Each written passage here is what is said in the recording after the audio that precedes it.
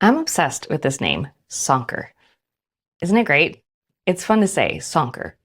It's a cobbler, but it's not just any cobbler. North Carolina can claim this extra special treat. They invented it. In fact, it's so dearly loved in the area, there's actually a Sonker Trail, Surrey Sonker Trail to be precise. So if you're a cobbler fan, you have to add that to the bucket list. Oh, and a Sonker Festival too.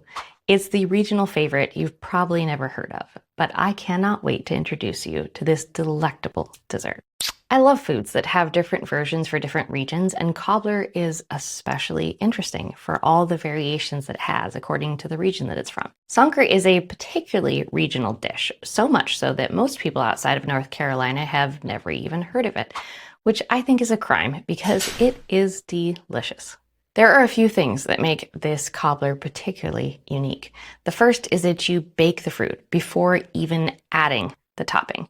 So the fruit is cooked down to this rich, syrupy deliciousness before you even add the topping. Then there's the crust itself.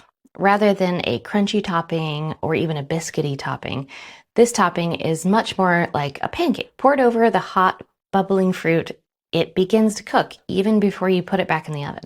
And it doesn't rise much. It's designed to stay flat. That's actually where the name comes from. Sonker, like sinker, as in the batter actually sinks as it bakes. It very much tastes like a soft, delicate pancake steamed in rich, sweet fruit with a golden, buttery baked top.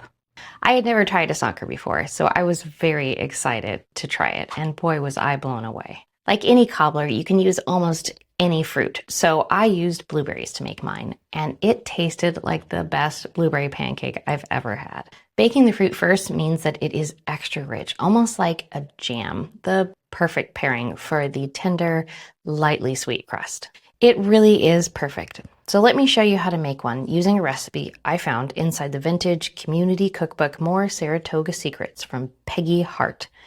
It's super easy to make. All you need to do for the first part is combine water and cornstarch.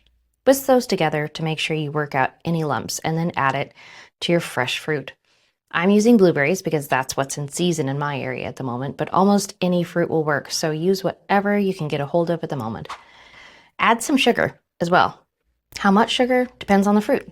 The recipe calls for a half cup to a whole cup, so use your judgment. My berries are very ripe and sweet. I picked them vine ripened at the height of sweetness, so I'm going to use a half cup. But if you're using something tart, like green apples or a fruit that isn't very ripe, feel free to use a whole cup. Give it a good stir, and then transfer it to a baking dish. Now it's time to bake it, just like this, for 30 minutes, stirring halfway. After 15 minutes in the oven, you can see the berries are starting to break down and the cornstarch is starting to thicken the sauce. You may even see little jelly-like pieces forming, especially around the edges. Stir it really well, making sure to scrape the outer corners, and then pop it back in the oven. While the fruit bakes for another 15 minutes, we'll make the batter for the top. It's a simple pancake-like batter made from flour, baking powder, sugar, and salt. The recipe says to sift them, but I'm just going to whisk it. Then add milk and melted butter. I used regular milk, but I think it would be delicious to lean into the pancake flavor by using buttermilk. Give that a good mix, then wait for your fruit to finish baking. You want to make sure the batter is ready to go as soon as the fruit comes out of the oven. It should be bubbling hot when you pour it on, since the hot fruit is supposed to start cooking the batter immediately. So no waiting for it to cool, just pour it right on. That's it, ready to go back in the oven. After one more bake, you'll have yourself an authentic North Carolina Sonker in all its bubbly, sweet, tender deliciousness. As simple as the recipe is, this cobbler had the most unique flavor.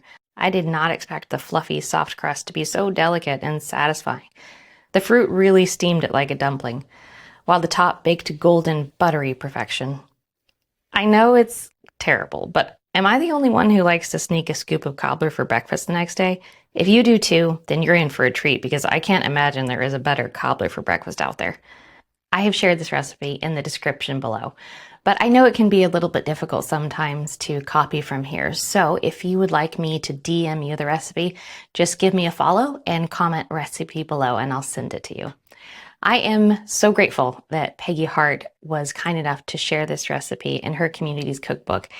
And thank you so much, North Carolina, for allowing me to appreciate your amazing cobbler. It was delicious.